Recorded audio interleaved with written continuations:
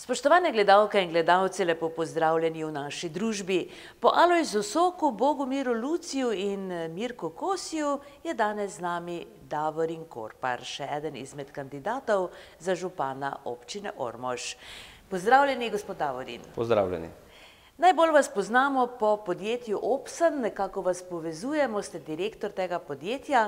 Ni odveč povedati tudi to, da je vaše podjetje Opsen velikokrat tudi sponzor in donator različnim prireditvam v Ormožu. Sklepamo, da gre za uspešno podjetje, pa morda za začetek se nam malo predstavite in tako dalje. Hvala za tako predstavitev. Jaz bi se tako predstavil, da sem rojen 1978 in sem otroštvo preživel v Cvetkovcih. Pomeni, sem že od samega otroštva, v bistvu rekel, lokalec iz Cvetkovec in šolo sem hodil pri Veliki nedelji. Iz tistih časov se spominjam največ, da smo se družili v rokometu. Tam smo bili tudi v osnovni šoli prvaki, državni prvaki iz malega kraja. V tem bi se zahvalil tudi gospodu Tončeku Lahu, ki je bil naš trener, vzornik, motivator. Moja pot se je nadaljevala z rokometom do 16. leta, ker smo tudi takrat pri Veliki nedelji bili v prvi ligi, ampak takrat sem se jaz poškodoval. Bila je v bistvu samo 2 tekmi v prvi ligi, zelo mladi, ampak takrat se je nekje moja športna pot končala. Verjetno je zame bilo veliko žalosti, vendar je bilo to namensko verjetno. Kajti jaz sem nadaljeval pot v srednji šoli in potem se vpisal na fakulteto, končal študij, sem diplomiran inženir elektrotehnike in z mnogimi sodelovanji z profesorji sem dobil priporočilo in se zaposlil v podjetju Tehmar v Mariboru. Iz tistih časov se spominjam, da smo zelo hitro s tistim direktorjem zbirali naloge, mi dali veliko več obveznosti in v roku 3 let sem postal že komercialni direktor tega podjetja. 13 let je bilo to sodelovanje s podjetjem Tehmar. V tem času sem pa se poročil z ženo Alenko, potem smo se preselila v Skolibra v ulico 4, v Ormož. To je bilo pred 15 leti. V tem času smo dobila 2 otroka, Vida in Izo, ki hodita v osnovno šolo Ormož. In pred 7 leti smo si zgradili hišo na Hardeku. In tudi en, bom rekel tako, za družino velik dogodek in tudi za najino osebno rast v družini. V tem času sem tudi, ko so šli učenci v šolo, nekako pristopil k aktivnemu sodelovanju, tako da sem že več let predsednik sveta staršev osnovne šole Ormož. Zadnji 2 leti pa, ker otroci igrajo v glasbeni šoli, tudi predsednik sveta staršev pa predsednik sveta zavoda osnovne šole Ormož. Poslovna pot pa se mi je po 13 letih nadaljevala, bom rekel, v podjetju Enra. Takrat me je gospod Potočnik nekje povabil, sem bil direktor podjetja Enra 1 leto. Nekako niso sovpadale njegove želje z mojo rastjo in sem se pred 5 leti odločil, da bom ustanovil svoje podjetje. In to svoje podjetje v Ormožu. Bila je velika kriza takrat, to je bilo leta pred 5 leti. In bom rekel, z partnerji, ki so me tudi spodbujali, se nekako začel v Ormožu. In tako je nastalo podjetje Opsen, predvsem pa vam gre čestitka za to, da ste torej tako mlad človek, mlada družina, ostali v domačem kraju in tukaj torej prosperirate na vseh področjih. Predvsem Izo, ne? Izo veliko videvamo. Dekle je nadarjena pianistka. Ja, Iza kaže določene talente v tem glasbenem področju nastopanja. Vid še je mlajši, on je 9 let star, on pa ima bolj rad šport, pa tudi poprime za harmoniko. Tako kot oče. No, ker ste veliko pripovedovali o rokometu, ste želeli postati športnik? Ja, gledajte, bom rekel, naš prvi trener, gospod Tonček Lah, nas je kar motiviral, je bil zelo dober motivator. Že takrat smo en izmed prvi hodili na te šole rokometne v Piranu in je bila prva misel je bil rokomet, potem šola. In pač za poškodbo se v življenju zgodi tudi kakšne take zadeve, verjetno namensko, ker življenje nam tudi drugi, bom rekel, usmerjajo. Pa verjetno je tudi to, da sem potem se bolj fokusiral na šolo in potem tudi z tisto močjo, ki sem jo vlagal v rokomet, potem usmeril v strokovno izobraževanje. No, za športnike velja zdrav duh v zdravem telesu, tako da verjetno imate čiste, iskrene poglede na politično situacijo v naši domači občini. V tem trenutku, v tem času zbirate podpise. Kako gre zbiranje podpisov? Kje ste? Kako daleč? Koliko? Ja, preden sem šel na to pot, sem se pogovarjal z mnogo katerimi, ki vodijo stranke na našem lokalnem področju. In po vseh teh pogovorih sem se odločil, da grem na samostojno pot. Na samostojno pot predvsem zaradi tega, ker sem človek, da ljudi združuje. Združujem z različnimi pogledi in nekako mi tudi to uspeva. Imeli smo velike izzive sedaj, takrat 2 leti nazaj, ko smo volili ravnateljico glasbene šole. Letos smo tudi nekako, imamo novega ravnatelja osnovne šole Ormož in nekako smo zelo dobro klimo tudi te spremembe dosegli. Tako da tudi na tem načinu mi nekje z ljudmi uspeva, tudi v poslovnem svetu. Delujem, v bistvu vodim 5 različnih timov po različnih dejavnostih in nekako sem vedno nekje tisti vodja tega tima, ki združujem različne poglede ljudi, kvalitete ljudi in to je del mojega življenja. Ja, gotovo pa so to tudi kvalitete, ki jih potrebuje župan najbrž, ne? Kot lider, kot vodja, kot organizator in tako dalje. Ja, gledajte, te kvalitete jaz vprašam ljudi, kaj želijo. Ljudje odločajo o tem, koga si želijo. Ali si želijo nekoga, ki jih bolj striktno vodi, ali drugačno vodenje. Čutim pa, da ko sem sedaj v različnih organizacijah, da starejši ljudi drugače ljudi vodijo kot mlajši. Ali pa še mlajši. Jaz sem v bistvu 40 let star in tukaj je vodstvo podjetij z temi ljudmi drugačno. So drugačni prijemi, nekako bolj pisani na kožo današnjemu času. No, kaj pa vas recimo sprašujejo? O čem govorijo ljudje, ki se ustavljajo na stojnici in oddajo svoj podpis? Ja, gledajte, izkušnje so zelo prijetne.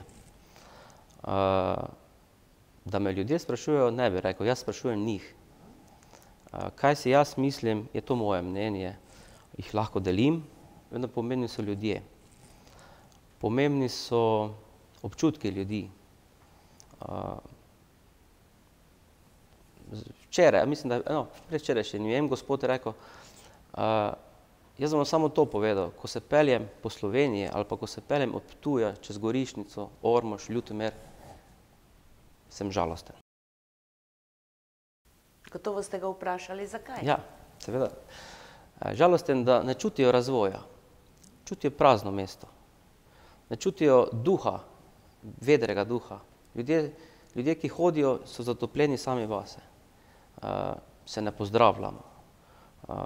Tako da te manire, da se ljudje pozdravljajo, je, da se začne vse osnovna komunikacija, da se družimo. Ormožanci se poznamo, ki se družimo v mestu in tisti, kjer se poznamo, hodimo vedrega nasmeha. Drugi, ki pa pride v Ormož, pa verjetno ali se čutijo ali ne čutijo sprejeti, ker nekako to zatišče vlada. Spodbujati to vedrost je pa tudi eden izmed prioritet župana, katerikoli bo. No, kaj vas recimo tako moti, recimo, kaj bi bilo potrebno izboljšati v tej naši ljubi občini Ormoški? Prvo izboljšati, bom rekel tako, stanje v naši občini, bom rekel materialno, z prenovami, ki se zdaj dogajajo, se izboljšuje stanje v šolah, energetska sanacija, zniževanje stroškov. Potem te investicije v športne objekte, se izboljšuje klima za, bom rekel, telovadbo, šport. Če pogledamo, tudi v domu starejših smo nekaj naredili, smo razširili kapacitete, zdravstveni dom. In vendar ljudje ne čutijo, da so to njihovi projekti. Premalo je dialoga. Zgradili smo si svoj vinograd in ga ljudje ne čutijo, da je to naš. Ta dialekt, ta dogovor, pogovor med ljudi je premalo. To pomeni, če imamo mlade, imamo delovno aktivne, pa imamo ostarele. Smo največ pozabili na delovno aktivne ljudi. Ti ljudje rabijo delovna mesta, rabijo stanovanja, kje za biti. Ko se mladi izšolamo, ker imamo dobre pogoje, pa gremo tudi ven, še smo nekako navezani na dom, vendar zaradi službe moramo iti drugam. Tako da je velika prioriteta sedanjega razvoja, razvoj delovnih mest. Razvoj delovnih mest je pa samo možen po naravnih danostih našega okolja, kajti to je najbolj učinkovit razvoj, tu bomo najbolj konkurenčni. Naše naravne danosti so pa turizem, ker imamo izredno lepe kraje. Kdorkoli potuje po svetu, se potem, ko vrne nazaj domov, zaveda, kako čisti kraji smo, lepi kraji smo. Kdorkoli potuje,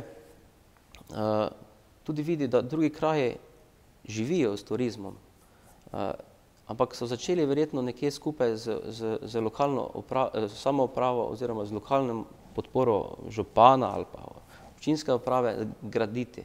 In ko zdaj enkrat daš podporo, se podjetniki pridružijo, ker začutijo rast. Potem je drugo je kmetijstvo. Delamo nekaj na tem, kaj se tiče glede pač suš in tako naprej, se namakalni sistemi pripravljajo. Ampak izgraditi infrastrukturo je najlažje. Da pa se zgradi podjetniški duh, je pa potrebno tudi to čutiti. Imamo zelo dobre ljudi, ki še vejo, kaj narediti, zelo dobre obrtnike. Na obrtni zbornici tudi nam pada seveda članstvo, ker ni obvezno, ampak zadnje čase to popravljamo. Se kar veliko ljudi druži tam na obrtnem domu društev, da si podjetniki izmenjamo mnenja.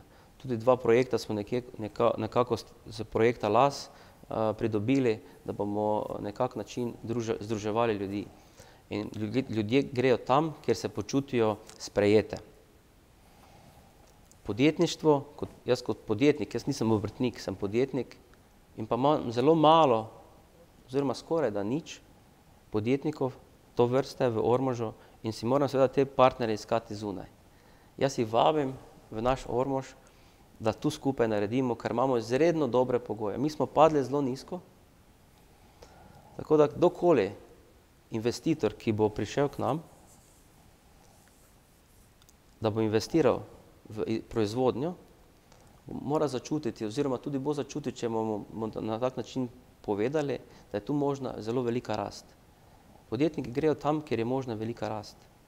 Jaz sem veliko sodeloval s Kočevjem. Prvo let razsvetljavo sem postavil v Kočevje leta 2007. Takrat je Kočevje bila zelo beda. Ampak takrat je bil še gospod Weber, po tistem letu smo zamenjali župana in ta župan je prinesel duh podjetništva. Sami lahko vidimo, kaj se s Kočevjem dogaja. No, zakaj ste se pa vi kot uspešen podjetnik pravzaprav odločili za kandidaturo? Ja, kar veliko ljudi me je v zadnjih 2 letih nagovarjalo, da bi se podal na to pot. Moramo vprašati njih, zakaj so me nagovarjali. Jaz sem pač sebi to premleval. Med tem časom sem tudi pridobil koncesijo javne razsvetljave in zdaj bo leto dni naokrog, ko to stvar zamenjujemo svetilke, sijalke. In čutim, na kak način naša občina posluje.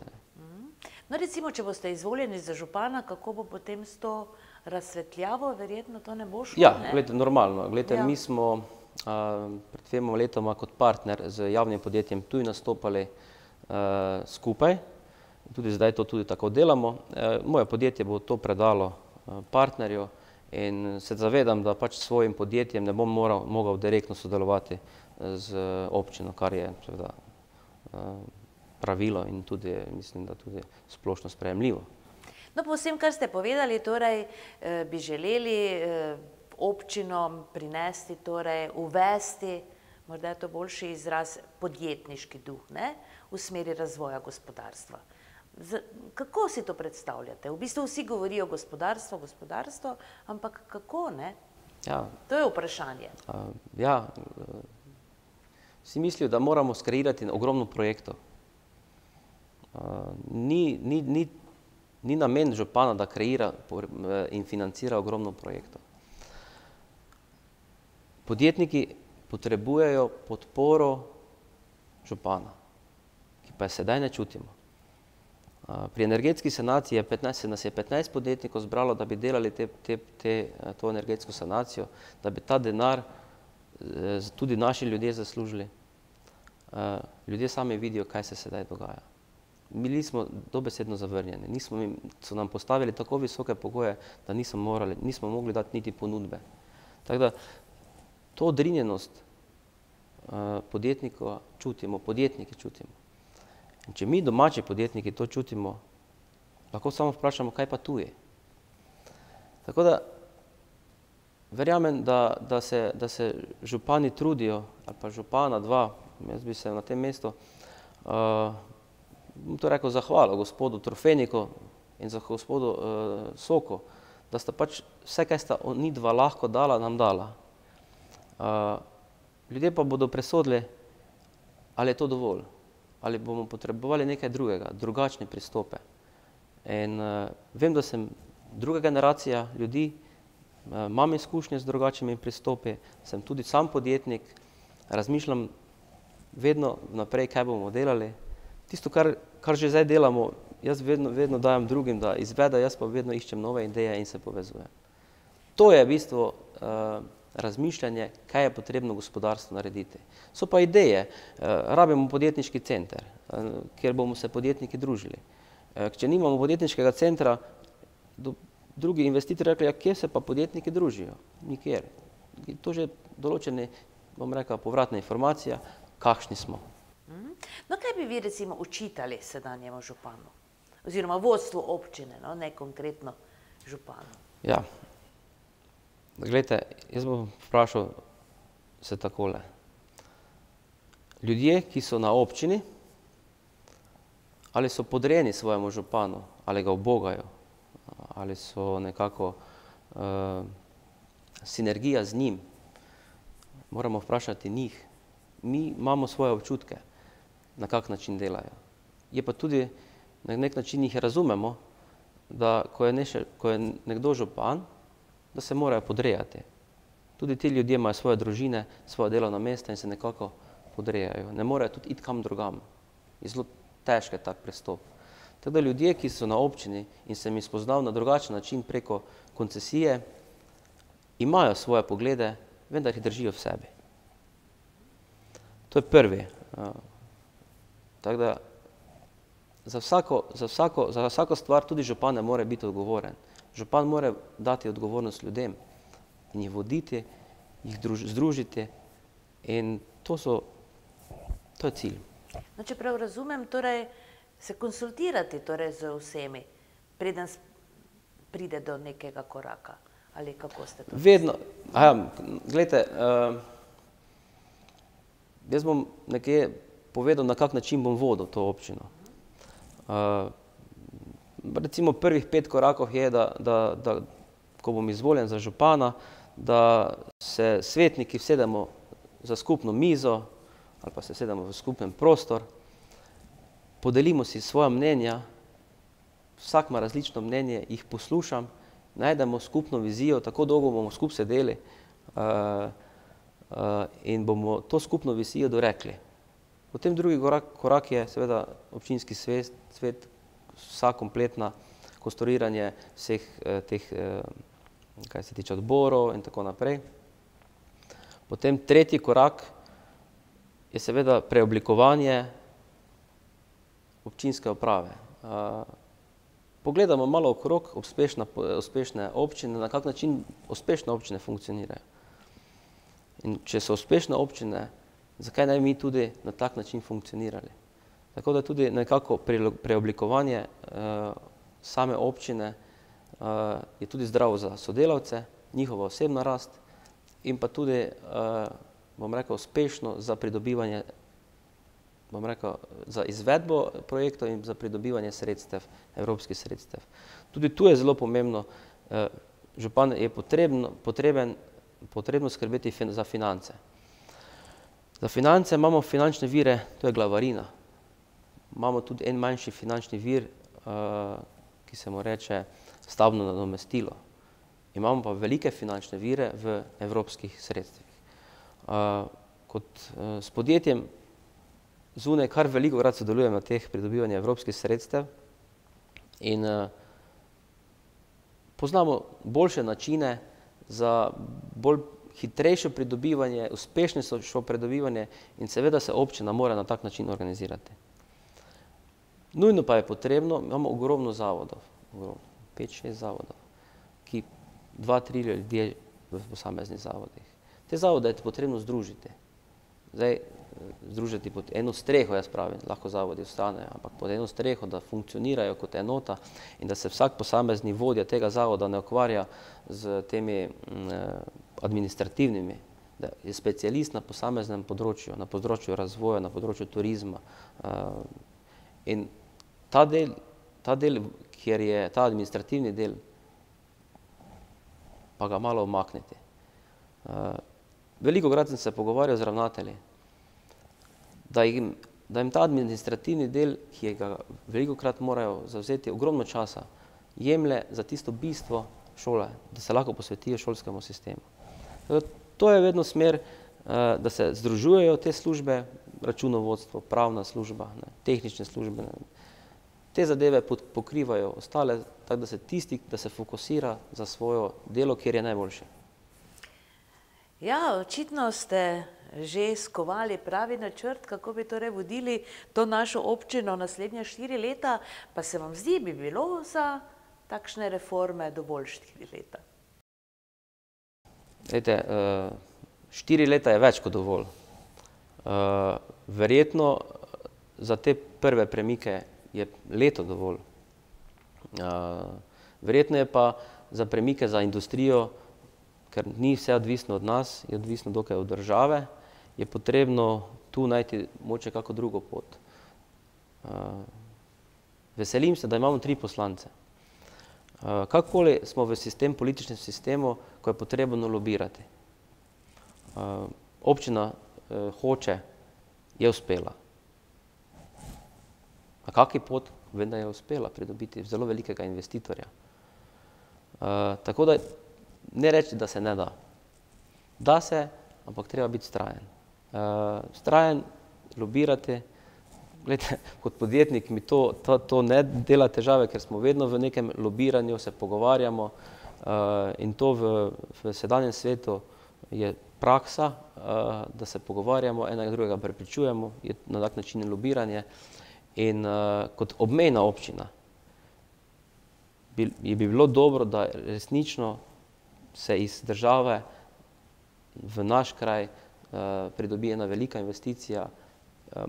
Imamo tudi možnosti, ker jim je občina lastnica, da vsaj v malem delu začnemo, pa skujemo velike projekte. No, kaj je pravzaprav po vašem mnenju šlo narobe, da smo torej kot občina malo v zaostanku oziroma zaostali? Ja, gledajte, mi kot občina, se pravim, smo se razvijali na področjih šolstva, smo se razvijali na področjih športa. Nič ni slabega, da smo se tem, ampak nimamo čuta se strani vodstva občine za gospodarstvo. Ljudje nam bežijo iz občine, predvsem zaradi delovnih mest. Ne zaradi tega, da se tu ne bi počutili dobro in sprejeto. bežijo nam, ker nimajo kje stanovati. Vsak, ko si družino ustvari, jaz sem povedal, sem hvala Bogu kupil stanovanje takrat na Skolibrovi, doma, ker je sosedna parcela, sem že kot študent dal prošnjo za spremembo namembnosti in je trajalo 20 let, da smo to spremenili. 20 let mi je življenje, jaz bi zdaj lahko gradil hišo, ampak kam bi pa ustvaril družino? In takrat je bilo mesto v Ormožu, takrat stanovanje smo si kupili in te pogoje je potrebno dati mladim. Tako da spodbujati. Ne bom rekel, da občina rabi graditi stanovanja, ampak če imamo možnosti, da bodo te stanovanja prodana, ali pa se občina v začetku vključi, da kupi vsaj socialna stanovanja, pa potem se zraven dokupijo še druga stanovanja in se da nekako, tako bi rekel, pozitivna spodbuda gospodarstvu, bo gospodarstvo to sprejelo kot sprejeto in verjamem in tudi vem, da bo gospodarstvo odreagiralo, ker bo zaznalo ta del, ko sem že prej povedal, da imamo sedaj možnost za gospodarsko rast izjemno. No, prej ste omenili, da je torej velik potencial naše občine turizem. Kako pa si razvoj v tej smeri predstavljate? Oziroma, kako bi ga vzpodbujali kot župan? Turizem je ena izmed najbolj čistih gospodarskih panog z naravnimi danostmi. Mislim, da je že več 2 leti nazaj, ko sem se prvič pojavil takrat kot govornik na shodu tu v Kulturnem domu, da sem župana pozval, da naj ne razmišlja v deponiji smeti, ampak naj razmišlja v turizem našega kraja. In že od takrat me ljudje poznajo, da je to prava smer. Kako turizem? Turizem so ljudje, turizem so obrtniki, ponudba. Vendar turizem, če povabim koga od svojih prijateljev, ga sam pač vodim. Hvala Bogu, da imamo lagune kot neka znamenitost. Imamo izredno lep park, 1200 dreves. Takih jesenov, kot imamo mi v Ormožu, jih ni v Sloveniji. Ne uspemo pa se združiti, da bi naredili produkte, da bi ljudje znali, kaj bodo kupili, ko bodo prišli k nam. Prvi zametki se, hvala Bogu, kažejo z lasom. Nismo pa začutili, da bi župan bil zraven. Na sestankih ga ni, da bi nas spodbujal. Imamo zgled tu iz sosednje Avstrije, ampak tam je župan na vsakem sestanku, da spodbuja ljudi, da skreirajo. Ker če je župan, tam tudi ljudje pridejo. Jih spodbuja, ljudje pa sami skreirajo. Tako da to je smer našega turizma. Imamo pa izjemne naravne danosti, naši vinogradi, naša vinska cesta, se pravi, sem že omenil park. Imamo veliko možnost tudi narediti nekaj za turizem iz glinokopa. Ideje bodo ljudje sami, jaz jih moram spodbujati. No, kaj pa recimo, ste razmišljali o tem, kaj bi se dalo s hotelom v mestu Ormož narediti? Glejte, ja, hotel je zdaj v stečajnem postopku. Tu smo pač Ormožani spet imeli, jaz po mojem mnenju, spet en peh, da je pač ta stečajni upravitelj nekako se financira iz rente iz Špara, tako da je njemu zelo dobro in pač so ti postopki zelo dolgotrajni.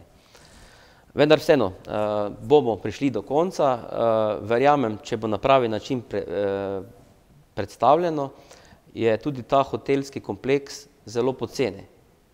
In investitorji, ki vidijo dobiček, da bodo nekaj poceni kupili, dodali svojo vrednost in da še tu zraven lokalna skupnost pristopi, bomo zelo preprosto našli investitora.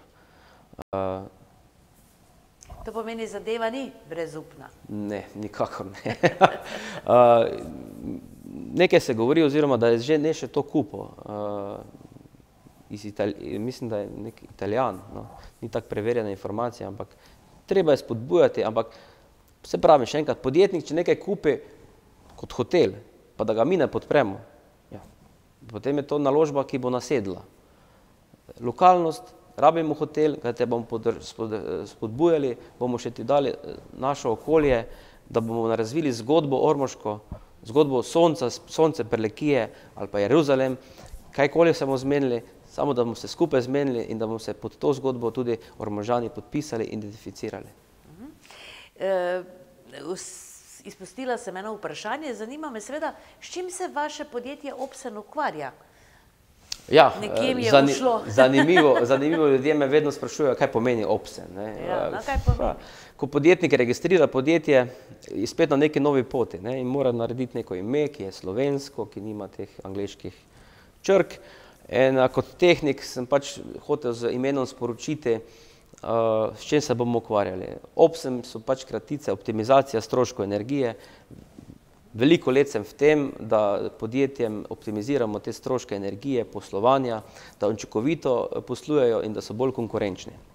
Tu imamo kar veliko, to je že prva naša dejavnost. Druga dejavnost so poslovanje z distribucijskimi podjetji. Tu so projekti avtomatizacija srednjenapetostnega omrežja z gradnjo teh stikal, ki se na daljinsko preklapljajo iz centrov, gradnja transformatorskih postaj. Potem smo pred 2 letoma lansirali nov, zelo spodbudni projekt, pregled srednjenapetostnih in visokonapetostnih daljnovodov, teh visokih daljnovodov z droni, nova tehnologija. Tu sodelujemo tudi s podjetjem Kolektor, ki je eden izmed podpornikov tudi tega v razvoju. Potem naslednjo je seveda javna razsvetljava. Tu, kaj se tiče razsvetljave, tu imamo projekte industrijske razsvetljave, kar smo z partnerjem Solux veliko teh objektov prenovili, bodisi da smo mi založili denar in smo iz prihrankov financirali projekte, kot vzdrževanje javne razsvetljave in izgradnja in prenova javnih razsvetljav mnogo katerih občin, blizu in okoliških občin. In pa seveda sem tudi kot nadzornik nad gradbenimi projekti. Tu smo z ekipo, kjer nadziramo strokovno, vendar imamo svoja pravila. Stopamo takrat, preden se javno naročilo sploh sprovede. Ker ti z javnim naročilom, ko ga lansiraš, določa svoja pravila. In če tu nadzorniki prej ne stopimo, da podelimo naše izkušnje v fazi gradnje in opozorimo naročnika, kaj je potrebno dati v pogodbo, ker v pogodbi so zapisana pravila, kako se bo gradilo, kdaj se bo gradilo, kakšne so vmesne, bom rekel, situacije. Če je to samo nekaj, je potem takšna gradnja, kot jo vidimo v okolici. Nazadnje pa še se ukvarjamo z novim, zdaj bom rekel, evropska sredstva so za, bom rekel, na področju e-mobilnosti, pametnih mest. Kot vidite, imamo že prvo polnilno postajo in tu so ti produkti v tej smeri. Ste se kdaj sploh ukvarjali s politiko? Ja, zanimivo. Ko sem končal študij, ker sem veren človek, nekje pa so me stranka NSI povabila takrat, ko sem bil 22 let star, to pomeni pred 18 leti, da sem bil kot v listi tretji za svetnika občina Ormož. Takrat so me sicer vpisali v stranko, vendar sem, ko nekaj aktivno nisem sodeloval, to je bilo samo takrat, potem me podjetništvo speljalo po svoje in ko sem odprl podjetje, sem se tudi izpisal iz stranke, ker mislim, da podjetništvo ne rabi biti strankarsko opredeljeno, da nisem želel, da bi zaradi stranke ali pa da bi zaradi nekih prepričanj podjetništvo trpelo. Tako da imam na tak način dobre izkušnje, delujem v energetiki, kjer me kot strokovnjaka dobro sprejemajo. No, za konec pa torej še vprašanje, kaj si obetate od prihajajočih volitev županskih? Ja, kot zgleda, bo kar nekaj županskih kandidatov. Kaj to pomeni?